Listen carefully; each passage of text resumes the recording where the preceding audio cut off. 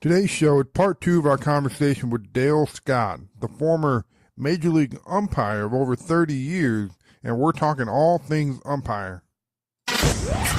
Welcome to another episode of the Baseball Awakening Podcast, where we dive into the raw, unfiltered, unsexy side of player development. Get ready for some knowledge bombs with your host, Geoff Rottmayer.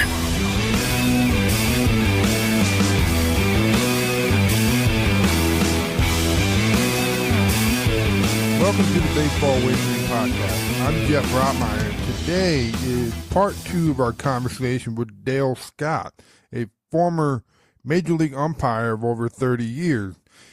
We left yesterday's conversation talking about what the off-season looks like for an umpire, so be sure to check that out.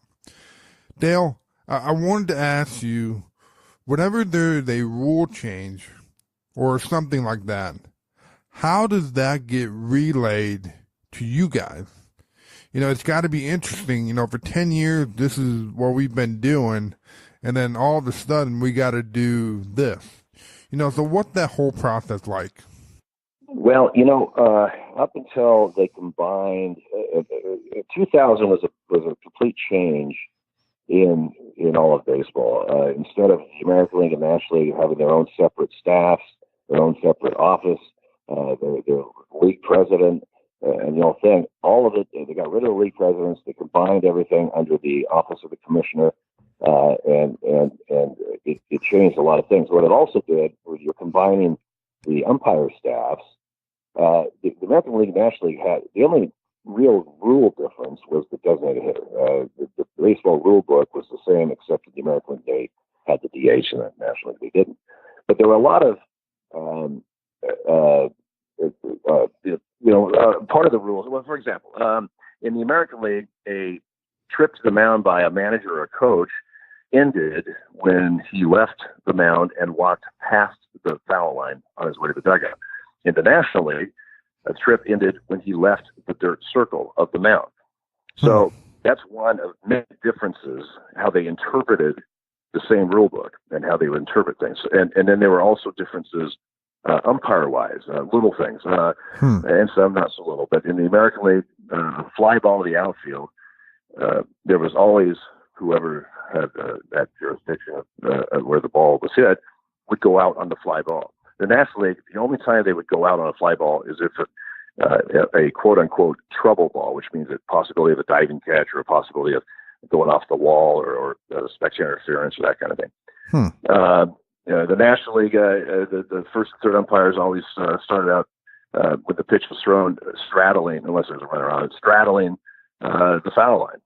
In the American League, we always start off with both feet in foul territory. Now, again, these are little differences, but there were several of them that needed to be worked out because now the umpires were working both leagues. Also started in the 2000 is we started, it used to be there just weren't rule changes in baseball. It was so rare to have a major rule change. There might be a clarification or something, but the rules were pretty much in stone and had been for years. Well, starting in 2000, it just started to change. Every year there were rule changes. We had pace of play stuff going on. We had, of course, more recently we had the replay, which is, the regulations for replay looks like a mid-city phone book. It's it's a lot of stuff, and so we had to get together on that stuff. So every year, starting in the early 2000s, we would have what we call a retreat in January.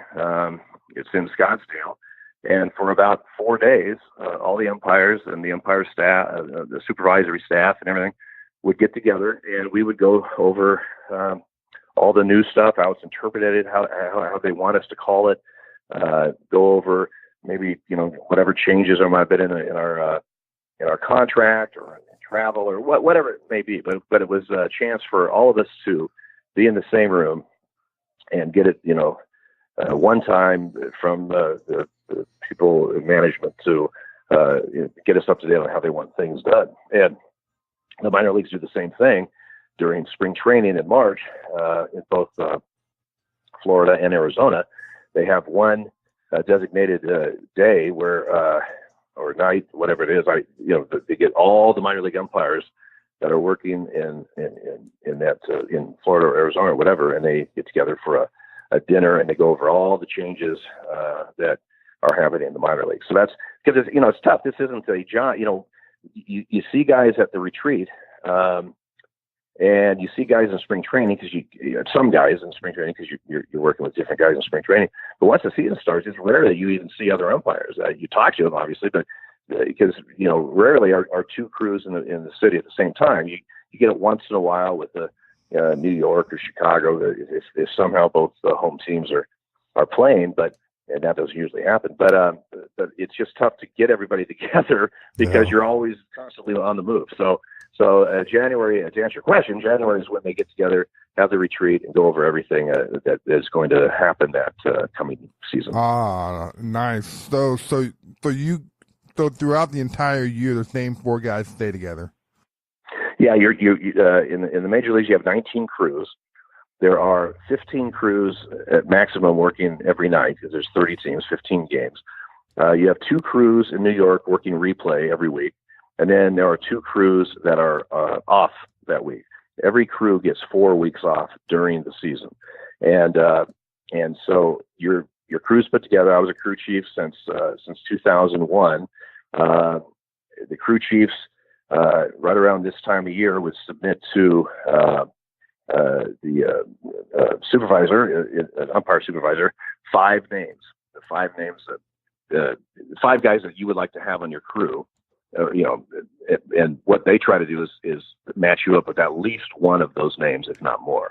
And each crew is set up. You have your crew chief, then you have your 2-man. The 2-man is first runner up. So if the crew chief is gone for whatever reason, family thing, or hurt or whatever. Most cases, not always, but most cases, the 2-man is the crew chief, and they'll bring up a fill-in AAA guy on your crew. But you have your chief, your 2-man, your 3-man, and your 4-man, and so there's a crew balance, so to speak. You don't want to put 4 15, 20 plus veterans on one crew, and then another crew has a crew chief and 3 guys that are their third year. I mean, you want to have some balance in there. Yeah. And then theoretically, if everybody's healthy and there's no family emergencies or family leave for a wedding or something, the 4 guys will work together every single game. A lot of times that doesn't quite happen because there are situations where they may need to move your 2-man to another crew or your 3-man to another crew because that crew has 2 guys out or whatever. They don't want it to be, they don't want to lose too much experience on a crew. But yeah, you're up with 3 other guys. You work the season together, and then the next year you may be together again, or you may switch some guys around. That all that's there's nothing really consistent about that, but you work your crew together, and hopefully you're with 3 guys that you really get along with. Right. I was just gonna ask what it's like when you got a guy where you're just going, come on, man, this guy really. I mean, there's umpires just like life. I mean, there's some guys that don't get along. Right. And so, the management and our supervisors, they have a pretty good idea who they shouldn't put together. Yeah. And some crew chiefs will just flat out say, here's the guys that I would like to work with.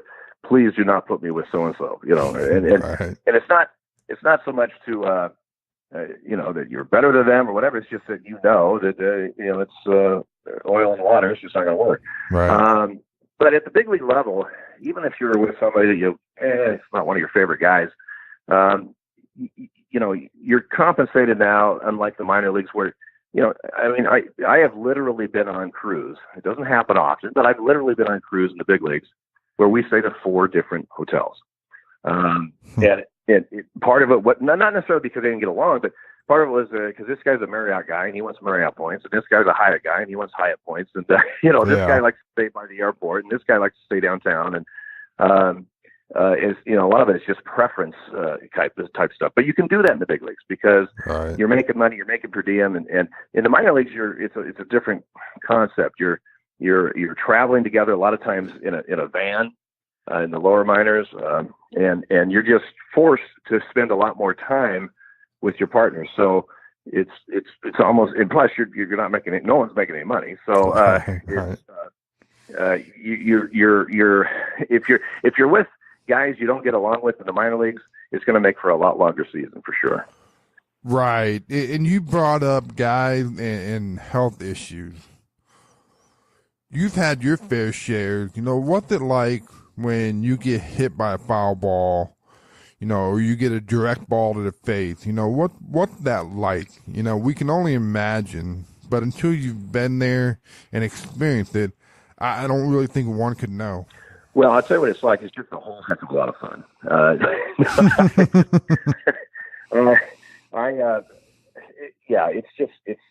It's just part of what happens. Hopefully, first of all, you have things that are in your control, which is making sure your equipment's up to date. Your mask and your mask pads are new. It's suggested that you get new pads every year. Just because of the wear during a year is just going to decrease the amount of absorption or cushion that it'll have. But you want your equipment to fit properly and all that stuff. That's in your control. Yeah. The things out of your control is foul balls and catchers missing or pitchers or catchers not on the same page and signs being missed. A catcher that just flat out misses a ball. And those are things that just happen. And also in your control is positioning. I mean, there's a way to work behind the plate and work behind the catcher that still affords you a good look at the pitch. And then there's things that you might do that aren't necessarily should do, and that will make a higher percentage of you might get hit. I took several hits to the legs, the upper thigh, like a foul ball that bounces and hit you up in a non-protected, thigh, and I had bruises that were huge. Take it in the elbow or the hand, and then of course the shots to the mask. Let's not forget the cup. I had to twice in my career I had to leave a game because of a foul ball to the cup that put me down. And that's a thrill. So it's not fun, but it's not something it's quite frankly, it's not something you dwell on or think about, because if you do, you're not thinking about the pitch and getting the pitch right. When it happens, it happens. You can deal with it, but you just for the most part, it's out of your thought process, because that's not it's not like a hitter's going up there thinking, gosh, I hope I don't strike out. He's going there saying right. The ball. So that's part of it. But it's not a lot of fun. There's no doubt. Right. So one of the reasons you retired when you did the past year, right? Yes. You're right, and it would part of that would due to the concussion stuff. And you've had several throughout your career. What's it like coming back? Was there a mental barrier or anything coming back?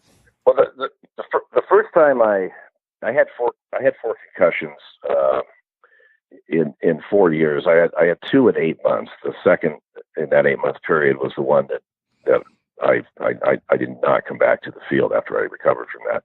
Yeah. And but the first time I got a concussion where I missed a significant time, I missed, I don't know, three weeks or so before I was cleared to come back. Ironically, the first plate game that I had coming back, Strasburg for Washington, was the pitching in Arizona when I got the concussion, and I so happened my first plate job back in Miami. He was with Washington, and he was pitching. So that, I thought, well, this was, that's interesting. But the thing is, he had nothing to do with it. It just happened to be he was on the mound. But but he does throw hard. But as I was recovering from that first one, it honestly never entered my mind would I be a little gun shy or something when I came back. And so a friend of mine, about a day before I was leaving, goes, "Well, do you think you'll be a little gun shy when you?" I'm like, "What?" Excuse me. And I thought, no, I'm not going to be gun shy. And then in my mind, I'm thinking, "Will I be gun shy?" I Right. I didn't know, but the fact of the matter is, I got back there, and that first pitch came in, and it was, quite frankly, just like I hadn't missed any time. I mean, you just go to a routine. I'd called a zillion pitches by that point in my career, and I knew what was going on. I will have to be honest, though. After the last one of not really part of the decision to not come back to the field, but it certainly was something I had thought about, was when that last concussion, when I also had whiplash and it was carted off the field on a stretcher in a neck brace. As I was recovering from that, I thought, well, I'm not sure. I'm just not sure if I am going to be ready, even though I'm cleared, because at that point I was getting tired of getting concussions, Right. And I mean, when they were taking me off the field, I'm in this neck brace. You can only look up. All I'm looking at is the ceiling or the roof of the Sky Dome or whatever they call it now in Toronto. And I'm thinking to myself, I cannot believe this happened again. I can't believe that this just happened again. And I'd gone throughout my whole career. Now, let me a little side note here. Concussions really weren't as taken as serious as they should have been, and as they are now, until the early to mid 2000s. Sure. And there is no doubt in my mind during the minor leagues and early in my major league career, there were shots that I took that I probably should have left the field. But back then it was the old, kid, Right. You'll be fine, shake it off, blah, blah, blah. Yeah. And of course we know now that that's absolutely the wrong thing to do. And so there's no doubt I've had concussions before. I'm not saying a lot of them, but I'm sure I have. Sure. But suddenly, in a 4-year period, it seemed like I was getting whacked every season, at some point. And my mechanics were the same. I even talked to supervisors and reviewed my video to see, was I doing something different? Was I putting myself in a position that I shouldn't be or whatever? And that really wasn't the case. It was just basically in the wrong place at the wrong time. And you can take all the precautions that you want with equipment and positioning and everything. The fact of the matter is, if the ball's going to find you, it's going to find you. And so, that's the way it is. And there's many times you're taking a foul ball off the mask, and there's no problem because it's the angle it hits or where it hits on the mask. The mask absorbs it, not you. But the ones I took, 3 out of the 4 that I took were shots in the chin area, which that's not a good place to get hit. And so anyway, that was my history with that, and I made the decision as I was recovering from that last one. I was going to retire in a couple of years anyway, and I made the decision. You know what? I sought out some specialists, talked to 3 of them total, and all 3 had the same answer for me when I said, what, if any, long-term effects will these concussions have? And all 3 of them said, it's almost like they read the memo. They said, we don't know. We don't have the data yet. We're trying to get the data. There's research going on. But at this point, we just don't know if you will have any repercussions at all. Yeah. And then they all 3 basically said, but what we do know is the more head blows that you take, the higher percentage that you're going to have issues in the future. So, that to me was saying, I'm so close to retirement. Yeah. And I was trying to figure out how I would defend myself if I went back to work and then got hit again and had to be carted off. How am I going to say, well, why am I doing this? Am I doing it? I've had World Series. I've had a great career. Why risk when you're almost at retirement? Why risk the fact that you may have that one shot that is going to affect you, headaches for the rest of your life, memory issues, maybe neck issues? Why do that? So that's why I just said I think I've had enough, and I walked away. Yeah, you had mentioned that you got a chance to work in the World Series and even some All-Star games. What is that like? Obviously they are picking the best umpires of that year to do those games. Am I right? Yeah. It's again, we said earlier about getting that call to the big leagues for the first time, and it's a goal that you're trying to achieve from day one at umpire school. Once you get to the big leagues, there's other goals now, and one of them obviously is to work a World Series. I mean, that would be the pinnacle of a career, and I was fortunate enough to work 3 of them. The first time, a funny story. The first time I got that World Series call, it was in 1998, and it's a different system now. And of course, back then it was American League National League, so I was only one of 3 American League umpires that would be on the crew, 3 National League guys. But back then, our contract said that you had to inform the postseason umpires by September 10th. Now it's much later. It's only 10 days before the event. So I get this call. I was in Toronto. It was a Saturday, and we had a day game. It was a Saturday night. I get a call, and it's Marty Springstead, the head of the American League Supervisors. He says, Scotty, you're going to work the World Series this year. And of course, we don't know who's going to be in the World Series or anything, but I just knew I was going to work it. Well, the next day, it just so happened, I was thrilled. I mean, I was excited and happy, and they already started to get nervous. There's all kinds of things going on. But the next day, I was acting crew chief that weekend because Dave Phillips, my regular crew chief that year, had hurt his ankle or something. He was back in St. Louis. So I'm crew chief, and the next day I had the plate. It was Boston and at Toronto. And I ended up that day, because of several different plays, I ended up ejecting both managers and a relief pitcher. So I got the trifecta. It was very nice. It's just one of those days that happened. Well, Marty calls me after the game, and he goes, Scotty, I go, hey, Marty. And he goes, you understood last time when I called you, I said you got the World Series, right? Because he was saying, I mean, you understand that you're in, right? Because you go out the next day and you run 3 guys, including both managers. We laughed about that for a long time. But it's like I said, it's an absolute thrill to be chosen.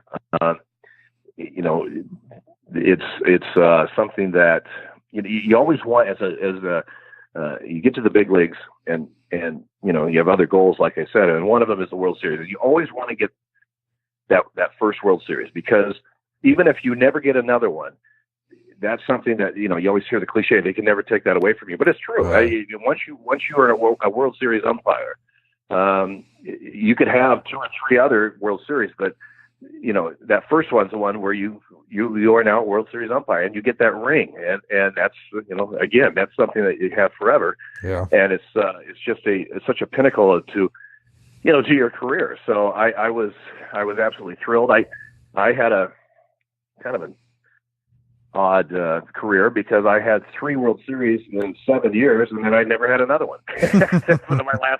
my last 13 years, 12 years, I never got another one. So apparently I was really good for about a 7-year stretch.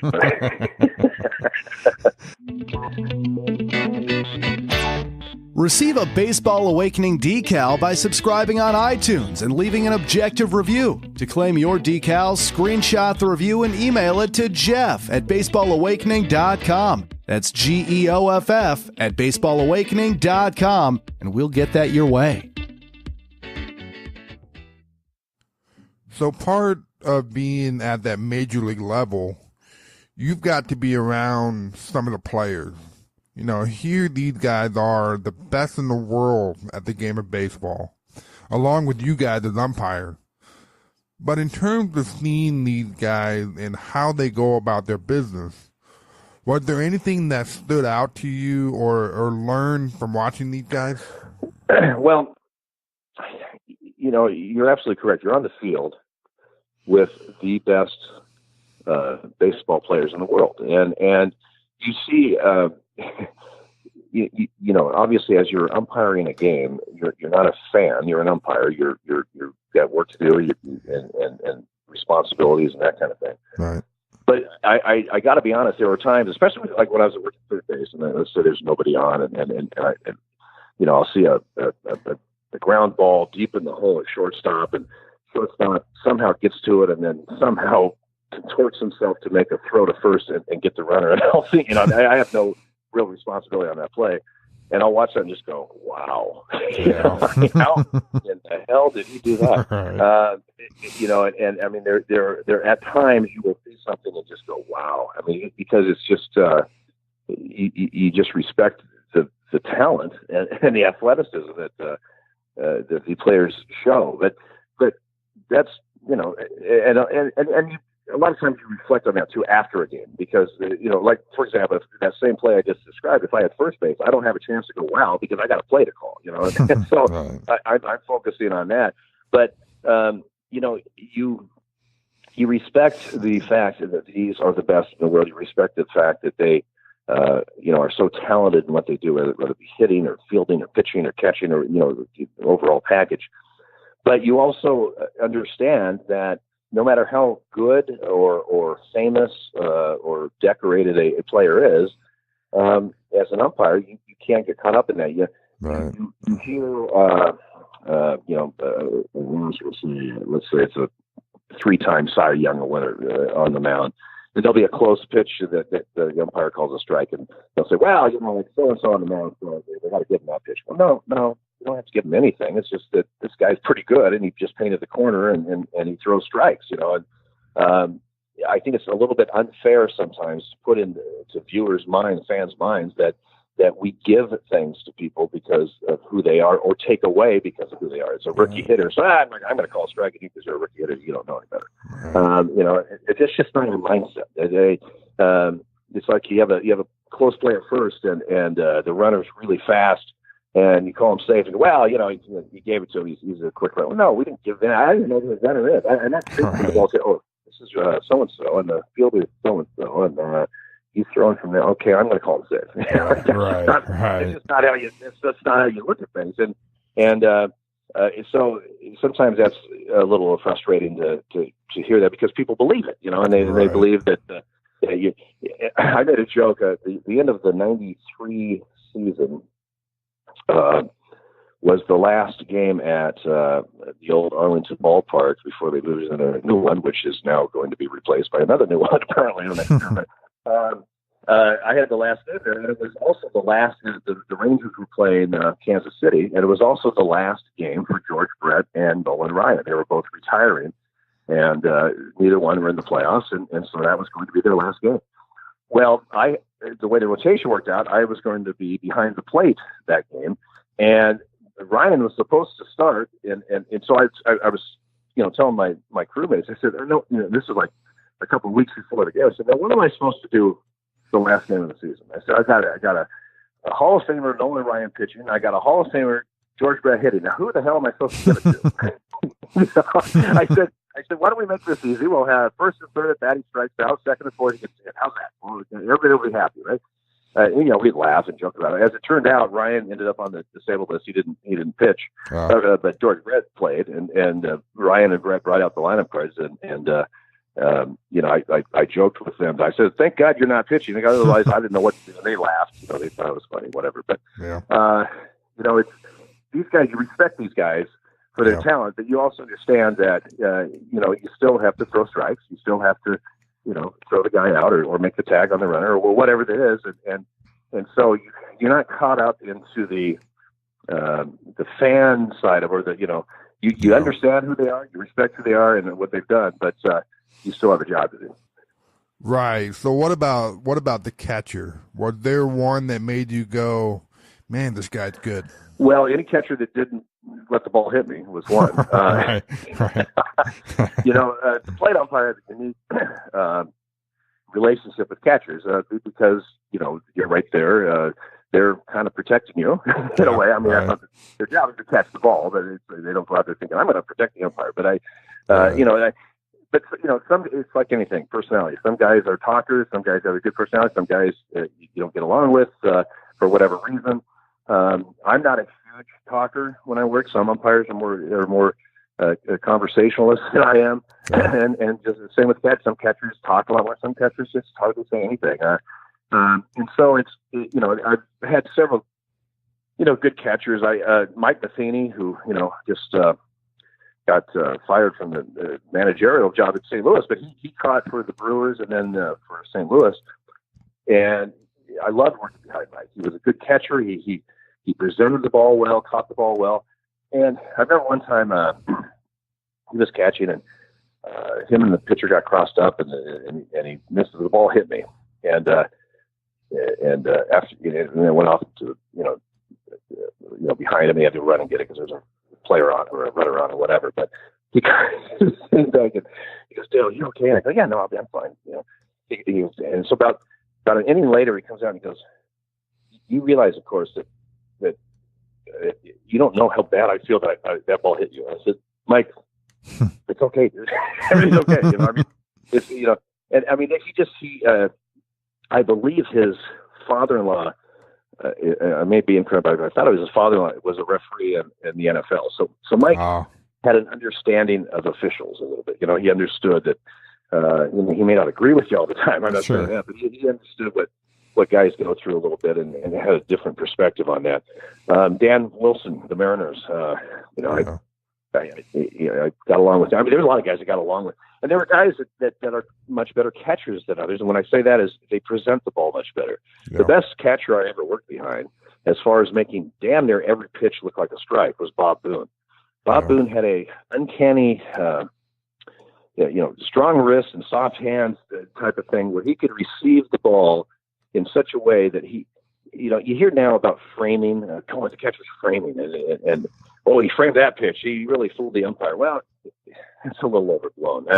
A guy that frames, quote unquote, a lot of times will take a pitch that he thinks is outside, and when he catches it, he kind of moves his glove in after he catches it to make it try to look like he caught it, closer to the plate or whatever. Well, as an umpire, that quick kind of spastic almost movement of the glove once he catches it, all that says to me is you thought it was outside, and so I'm probably going to call it outside because you're not helping your cause. What helps your cause is a guy like Bob Boone, who would catch that same pitch, but and I'm not sure how he did it, but he massaged. I always called it he massaged the pitch when he caught it, so to where he caught it so softly. Yet almost gracefully, if you can use that term, that where he just made that pitch look good. He'll take that low pitch, and instead of it's borderline on the knee, it's really close, and instead of catching with the glove down, he kept his glove up, and it's the same location, but it makes the pitch look a lot better. He presented the pitch much better. Yeah. Now, we call pitches because of where they are in the strike zone or not in the strike zone. That being said, a catcher a good catcher is going to help a pitcher. He's going to help make a few pitches every game. What probably other catchers would call a ball, with this guy he'll call a strike. It's the same pitch, but it's because of how he receives the ball.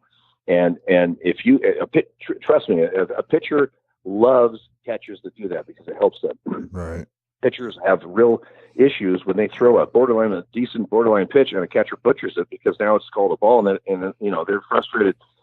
A lot of times they don't like the call, but they're also frustrated that their teammate didn't basically butcher the catch. Yeah, with the whole technology coming into play, the K zone and all that stuff, had that maybe change some of the approach of game calling? Well, yeah. I mean, it changed a lot of things. The pitch track system used to be called QuestTech. Was what we had internally as far as our evaluations and judging pitches.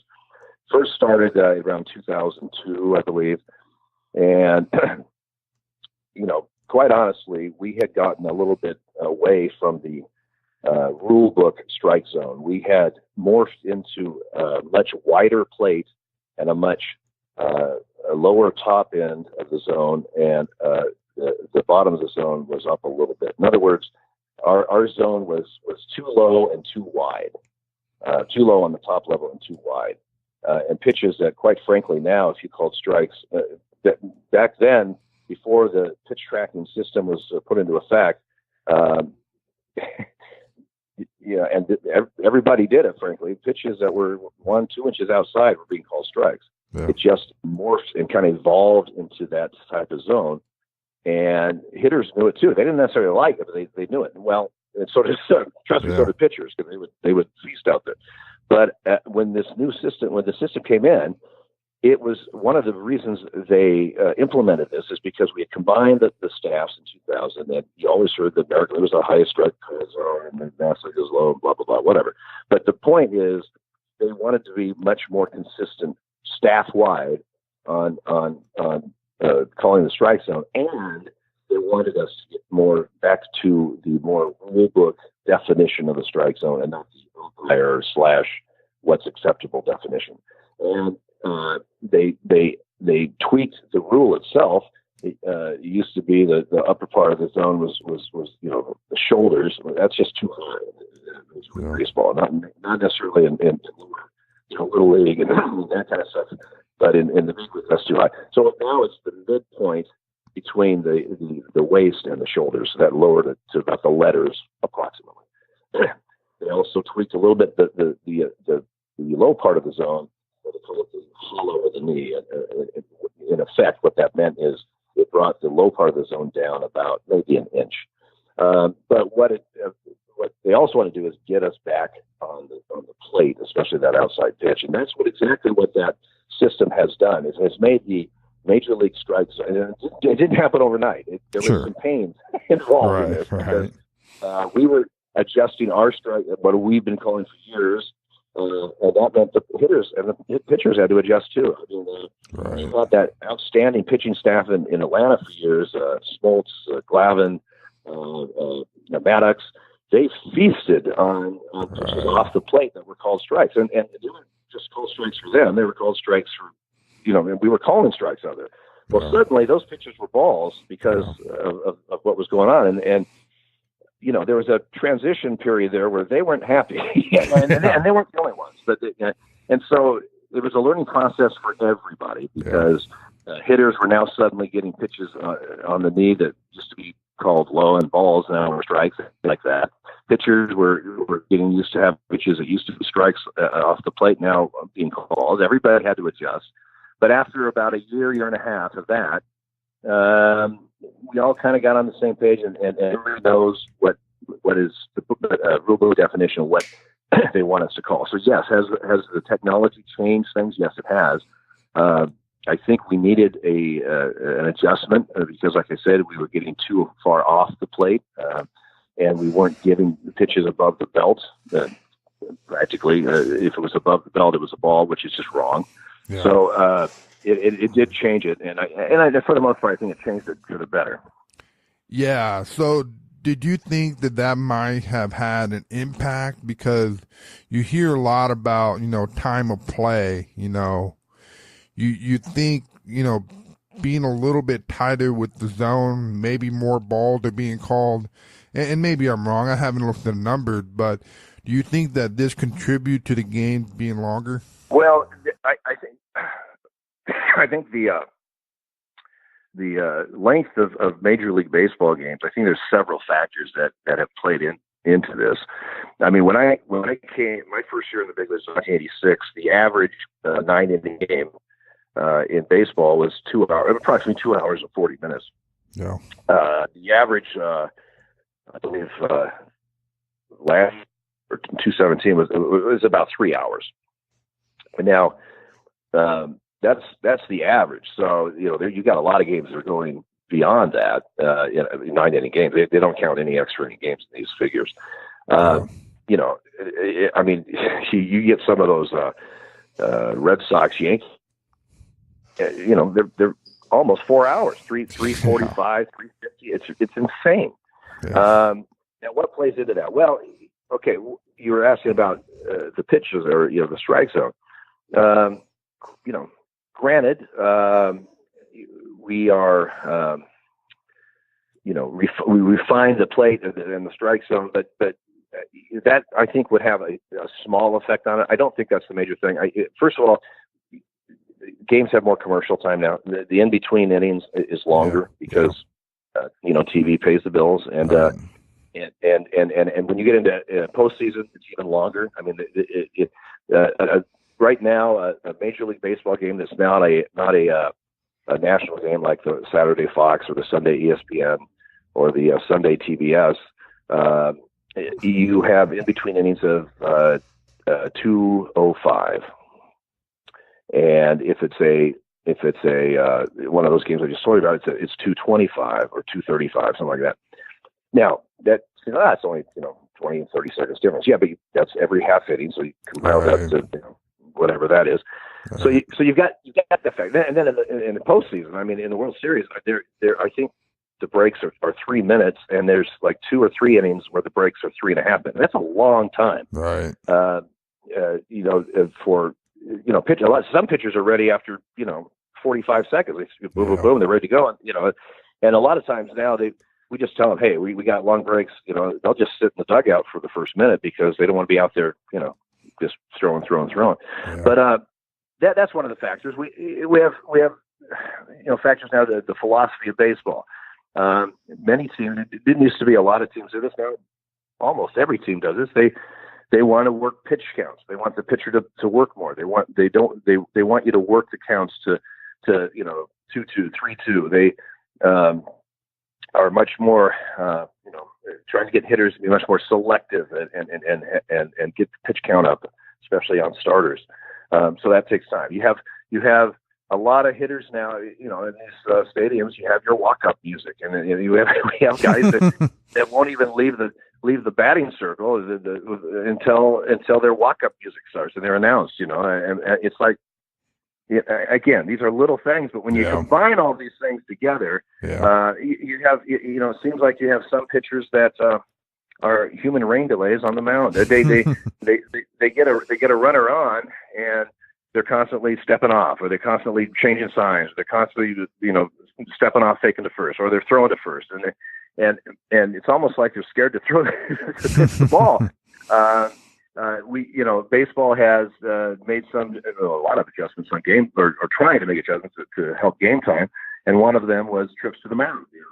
Because it used to be the catcher would go out, then the first baseman would have to go out there and say something to him, and then it just was all this dead time between action. They have what they call a pace of play, and basically, if the pace of play picks up, your game times will be better. They're not trying to necessarily just say, focus on the time per se. They're trying to focus on the game itself and have less downtime between pitches and what's going on. And they've tried several things since the early 2000s to curb this. Some have worked well, some not so much. They're constantly trying to do it. There's talk. They have the pitch clock now, where we didn't used to have that. They have the clock for if you're going to challenge and ask for a replay, you have only so much time to do that, and trying to just get the pace picked up. So one little change was when they started the pitch clock a few years ago. You used to have pitchers that would mosey onto the mound and take their warm ups and just be kind of on their own time. And if it was a really hot day, after the third out, they have to go back out on the mound. Some guys, they get up and they stretch a little bit, and they towel off and stuff. They might just dead time. Well, they put the pitch clock up there, and all of a sudden, these same guys that used to take a little bit of time now because there's something on there actually ticking, and it's something that they can see. They started moving pretty good. They started kind of jogging out there and picking up the pace a little bit. And again, these are little things, but when you put them all together, it's the little things that have made the games longer, and it's the little things that are going to bring the game, reduce the time. And it's a major focus in the commissioner's office, and you're going to see more things to come because baseball it's just taking too long. Yeah, I know. I was talking to a buddy, and they were down in Jupiter doing a lot of test runs at the amateur ball level, and they were talking crazy stuff like 1-1 count and stuff like that. They're not going to go that far, are they? Yeah. No, I don't think that. I don't think baseball lives on tradition and on statistics, and that kind of stuff. I mean, And look how it was just a major, when they went from 154 games to 162, and that's when Maris and Mantle were having the home run derby that year, and they wanted to put an asterisk by his name because he had more games to play, blah, blah, blah. So any major change, starting with a 1-1 count or whatever, I don't see that happening. Now, what I do see happening, and I think may happen in the future here, is after again those extra innings, after two extra innings, maybe the 10th and 11th, if it's still tied, you're going to start with a runner at second base. Yeah. And they're doing that in the minor leagues, and the reason is, we had that unbelievable 18-inning game in the World Series this year, 7 hours and 20 minutes or something like that, and that's phenomenal. And you think, oh my God, and all the things that go with that. But frankly, the longer you get into the extra innings, you might be pitching, position players. Right. You've used your whole bench. You can't pinch hit now with the runner in scoring position because you have nobody on the bench anymore. You've used everybody up, and the product itself gets diluted as the innings go. So baseball, not only time-wise is that just huge, but they're thinking, our product isn't that good once we get into the 15th, 16th inning because it's, maybe they're not scoring because everybody's fatigued, whatever it is. So I do think that you will at some days see something to the effect of after two extra innings, you'll have a runner at second or whatever, trying to stimulate scoring. It's like people hated it when hockey went to the shootout. Yeah. So it's not how we did it. You play till there's a winner, but people are kind of getting used to it because at some point we got to end this game. Right. So let's get it done, and we got 162 to play, so let's get this one done. Right. Well, listen, Dale, I'm just looking at the clock and I'm noticing the time. So let's kind of end with this. Now that you are retired, what are you going to do now? Well, first of all, I missed almost the entire 17 season, although technically I was on staff. That's when I got hurt. So I've officially retired. Been retired since January 1st of 2018. I've loved it. I'll be honest with you. Even though the injury prompted me to move up my retirement a couple of years, I was ready. I was ready. And 32 years in the big league is a long time. 38 years total in professional baseball. That's a lot of foul tips, as I like to say. Yeah. I'm enjoying just life. I'm enjoying it. Like in 2017, I lived in Portland, Oregon. The summers in the Northwest are spectacular, and I would miss every single one of them since I've been in baseball because I would be somewhere else. And so I really just enjoy doing the things that people do in the summer in the Northwest. I've had some opportunities. I'm going to be speaking at some umpire groups around the country. I'm working with American umpires group out of Indianapolis, doing some evaluating for them in June and July for a week each. I'm keeping my hand in it a little bit and helping out where I can, but I'm also keeping my schedule open. I'm not looking for something that's going to take me away from home for weeks at a time or many times a year because I've done that all my life. So I'm ready to just enjoy being off, and I'm having fun doing it. Awesome. Well, Dale, I really, this has been one of my favorite conversations. It's been interesting to see things from your perspective as an umpire. But anyway, I really appreciate your time. Absolutely. I had a great time. Thanks for asking me. And I'm